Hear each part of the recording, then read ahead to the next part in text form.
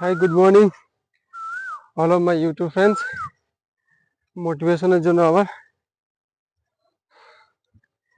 বাড়ির পরিস্থিতি আর নিজের দিকে তাকিয়ে বড় হয়েছো, দায়িত্ব তো নিতেই হবে। বাড়ির সংসারের দায়িত্ব না নিলে বাড়ির মা বাবা কতদিন আর ওই বোঝা চালাবে বলো? তোমাকেও তো দেখতে হবে। বড় হয়েছি, আর টাইম ওয়েস্ট নয় ও, আর ক্লাবে টাইম দিলে হবে না। অনেক ঘোরা হয়েছে, এবার সিরিয়াস হও। সিরিয়াস না হলে কিচ্ছু করার নেই। এবছর অনেক ভ্যাকেন্সি আছে, প্র্যাকটিস করো আর পড়াশোনা করো। আমি অমিয় পণ্ডিত,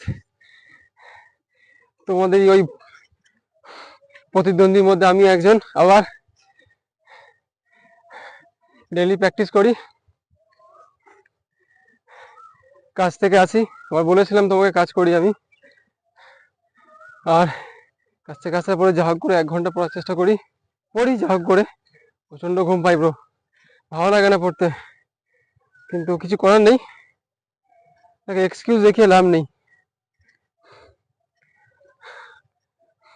আমাদের মতো গরিব ঘরের ছেলেদের আর কি অপশন আছে বলো? আমরা তো আর, আমাদের বাবা মার তো অনেক পয়সা নেই যেরকম একটা বিজনেস খুলে ফেলবো, লাখ লাখ টাকা আছে। অতএব আমাদের কাছে আর কোনো অপশন নেই, কি করব? অনেকে বলছে সরকারি চাকরি পাবি না, কি হবে, পার্টি কর, পার্টি করলে চাকরি পেয়ে যাবি। কিন্তু বর্তমান যা সিস্টেমের মধ্যে হাতে আছে, সিস্টেমে চাইলে ওরা অনেক কিছু করতে পারে, বললেই আর চাকরি পাওয়া যায় বলো? দোকান তো লাড্ডু নয়, তুমি গিয়ে ঝান্ডা ধরলে তোমাকে চাকরি দিয়ে দিল। তাই লোকে কি বলছে বাদ দাও ওইসব, পরীক্ষা দাও, পরীক্ষাটা ভেরি ইম্পর্টেন্ট। প্র্যাকটিস করো এভরিডে, প্র্যাকটিস না করলে কোনো অপশন নেই। প্র্যাকটিস করো, পড়াশোনা করো, আর আর প্র্যাকটিস আর পড়াশোনা। চাকরি তোমাকে পেতেই হবে ব্রো।